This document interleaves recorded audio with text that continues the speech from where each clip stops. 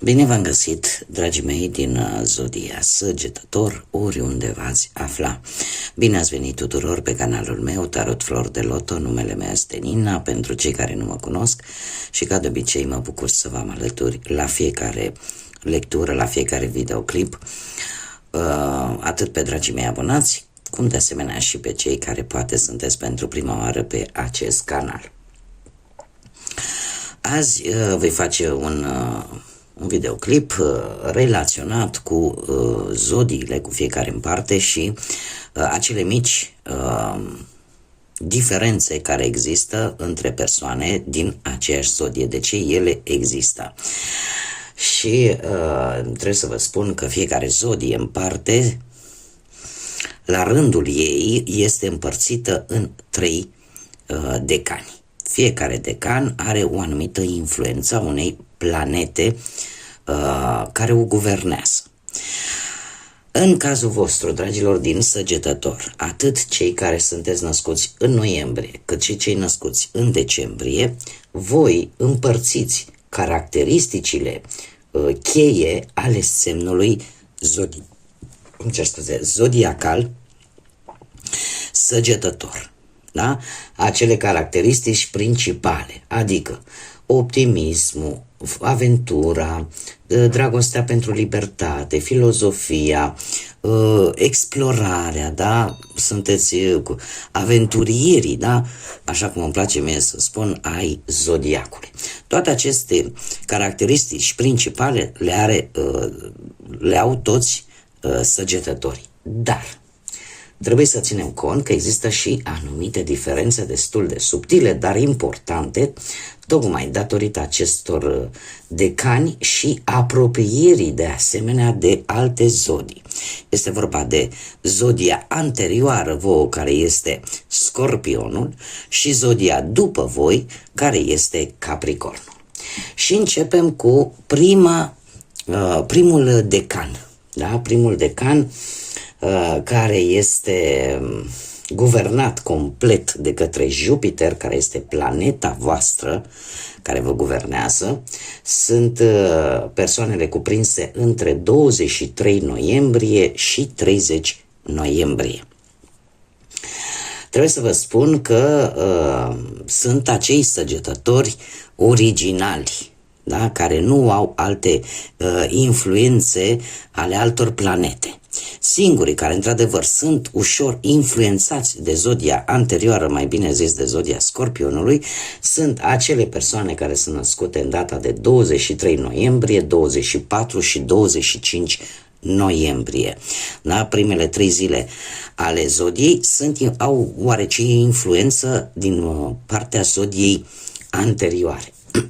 În rest, voi, dragilor din primul decan, sunteți cei care reprezentați, ca să zic așa, foarte mult zodia Săgetător ca atare, fără mari modificări.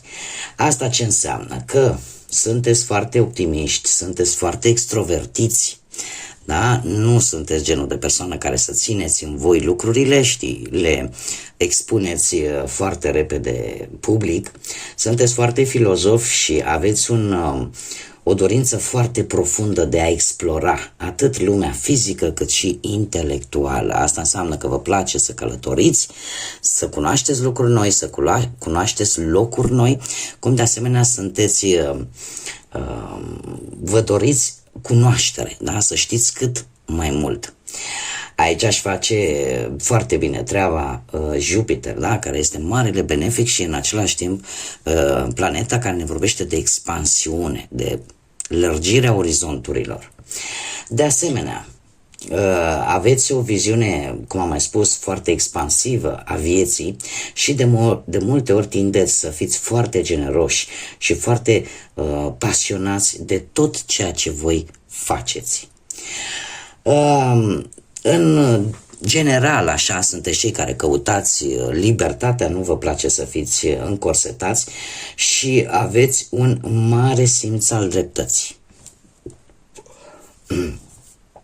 Acum, în mod special pentru cei care sunteți născuți în primele 3 zile, așa cum am mai spus, 23, 24 și 25 noiembrie, voi, dragilor, pe lângă toate aceste calități, mai aveți câteva și de la zodia dinaintea voastră, de la zodia Scorpion.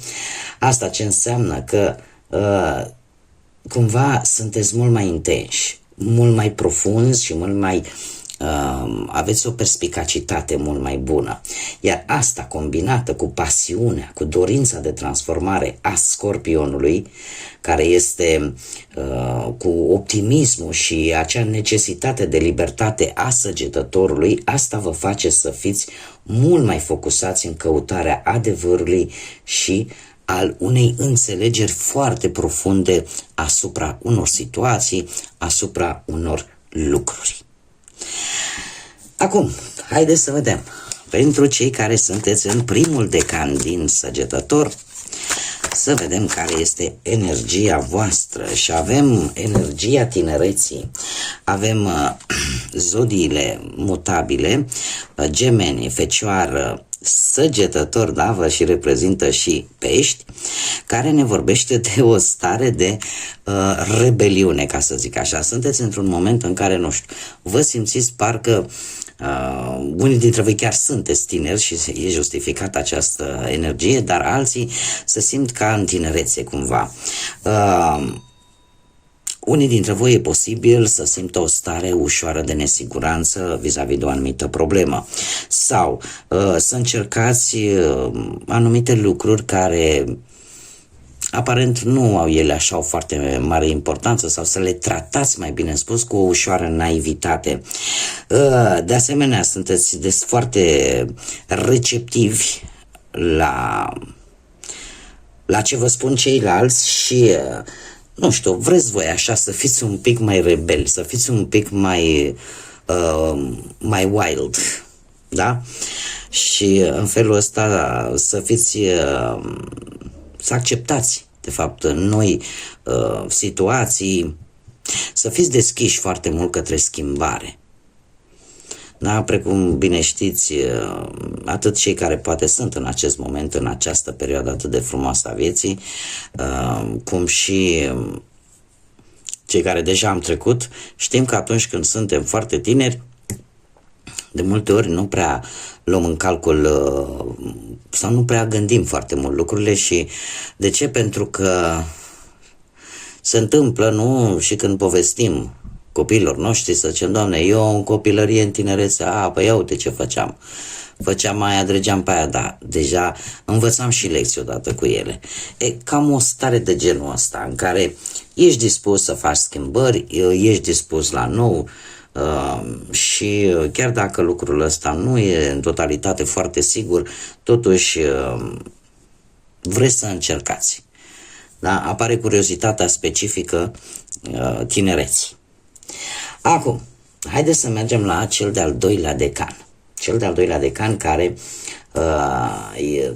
cuprinde perioada 1 decembrie până pe 10 decembrie inclusiv și care are ca și guvernant pe Marte. Pe Marte, planeta războiului, planeta acțiunii, a impulsivității, da? Atunci, cei care sunteți în această perioadă, se pare că sunteți mult mai energici, mult mai isteți și cu un puternic impuls către acțiune. Tindeți să fiți foarte competitivi și să aveți așa o mare energie fizică și o determinare care vă va ajuta să vă atingeți scopurile.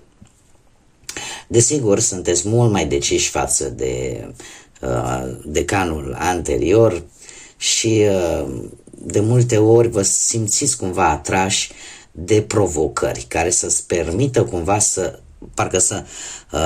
ești atras de acele provocări care să îți permită să vezi de fapt cât de mult poți să duci, cât de mult poți să reziști, care este rezistența voastră. De ce? Pentru că are această influență planeta Marte pe lângă cea a lui Jupiter, care este regentul vostru, este guvernatorul vostru principal. Acum, Haideți să vedem care este energia voastră, dragii mei, din Săgetător, din decanul al doilea. Persoanele născute în perioada 1 decembrie până pe 10 decembrie inclusiv. Și avem uneltele, avem un 1 și zodia Capricorn. Haideți să vedem. Se pare că sunteți într-un moment în care sunteți foarte practici, nu contează că trebuie să așteptați, voi știți că veți reuși. Sunteți unii dintre voi în acea fază de început, poate un nou început de drum pe plan profesional sau relațional sau indiferent de ce aspect al vieții vorbim. Cert este că aveți abilitățile care vă sunt necesare, aveți resursele de care aveți nevoie și vreți ori să reparați ceva, ori să vă organizați foarte bine, în așa fel încât, nu știu, ori să vă ajutați pe voi, ori să ajutați pe altcineva. Cumva sunteți, dați dovadă de foarte multă masculinitate, chiar dacă sunteți doamne, da, cumva se activează acea parte masculină pe care atât și doamnele o avem, da, nu e nicio noutate, da, avem și yin și yang și o energie masculină și una feminină. Cert este că mulți dintre voi vă folosiți foarte mult istețimea și seriozitatea pentru a, pentru a obține ceva pentru care sunteți dispuși să depuneți efort. Și aveți tot ceea ce vă trebuie, sunteți pregătiți, v-ați spus toate lucrurile în ordine, știți că nu va fi ușor, dar asta nu înseamnă că va fi și imposibil de realizat. Mergem mai departe și ajungem la cel de-al treilea decan și ultimul al acestei zodii, care începe cu data de 11 decembrie până pe 21 decembrie și care are ca și guvernant pe lângă Jupiter Soarele. Asta ce îmi spune, dragilor, că acești săgetători din al treilea decan sunt mult mai optimiști, carismatici și plini de viață. De ce? Pentru că are această influență a soarelui, care ne vorbește de partea voastră luminată, de potențialul vostru și puterea de a face ceea ce știți că este important pentru voi. Și de multe ori, atunci când faceți aceste lucruri care sunt importante pentru voi, chiar dacă vă ocupă tot timpul, de fapt este motivația voastră de a continua, de a trăi. Sunteți de asemenea foarte sociabili, generoși și cu un focus foarte pozitiv către viață. Acum, și aici am de făcut o mică specificație. Cei care sunteți născuți în ultimele 3 zile ale zodiei Săgetător, mai precis, avem 19 decembrie, 20 decembrie și 21 decembrie, da, decât aceste 3 zile, aveți influența zodiei următoare, care este Capricornul. Deci, pe lângă aceste calități pe care eu le-am expus înainte, mai apare și această influență a zodiei Capricorn, care ce ne spune? Ne spune că sunteți un pic mai disciplinați, mult mai pragmatici și mult mai focusați în realizarea obiectivelor voastre și mai ales pe termen lung. Așa cum bine am văzut și aici cu zodia Capricorn, care v-a apărut în această energie. Eu aș spune că sunteți un pic mai echilibrați în acea dorință de aventură. Da? Deci nu plecați așa cu ochii închiși, gata, plec, nu mă interesează cum plec, dar vă organizați un pic mai bine. Și, în general, apare necesitatea de stabilitate și de reușită, dar obținut printr-o conjunctură mult mai echilibrată decât la ceilalți săgetători. Acum, haideți să vedem și la voi care este energia voastră, după care vom face așa o mică concluzie, vom trage o mică concluzie vis-a-vis de cei care sunteți născuți în noiembrie față de cei care sunteți născuți în decembrie.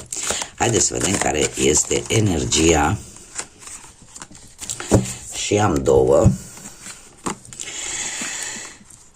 Nu știu de ce mi-a apărut aici o persoană dintr-o zodie de apă, rac, pești sau scorpion, cu care voi posibil să fiți conectat din punct de vedere emoțional sau intuitiv. Cert este că nu știu dacă este posibil să fie poate un consilier, poate un medic, da? Cert este că aveți o conexiune cu aceste zodii, unii dintre voi. Acum, energia voastră este a diamantului. Avem de asemenea cifra 1 și zodia berbec, care ne vorbește de forța creativității. Sunteți foarte creativi și eu aș spune că tindeți către perfecțiune, munciți foarte mult și se vede foarte clar aici, cel puțin, chiar dacă avem aici zodia berbec, totuși, ținând cont de energia voastră, celor care sunteți în al 3-lea decan, tindeți către perfecțiune, dar în același timp munciți foarte mult pentru a atinge această perfecțiune și aveți o putere aproape de neînvins, aceea spirituală. Aveți mai multe, cum să spun eu, arătați lumii mai multe fațete, în așa fel încât, dar parcă străluciți, parcă aveți, cum să zic eu, vă pricepeți la mai multe lucruri și în același timp la ce vă pricepeți voi cel mai bine, chiar dacă ele sunt mai multe, totuși le faceți bine. Da? Și asta va aduce acea strălucire pe care, desigur, vă dă și soarele, fiind sub guvernatorul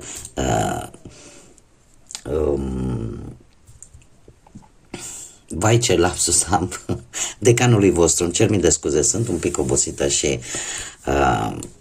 creierul meu mai îmi face cât o figură. Dar care este de fapt?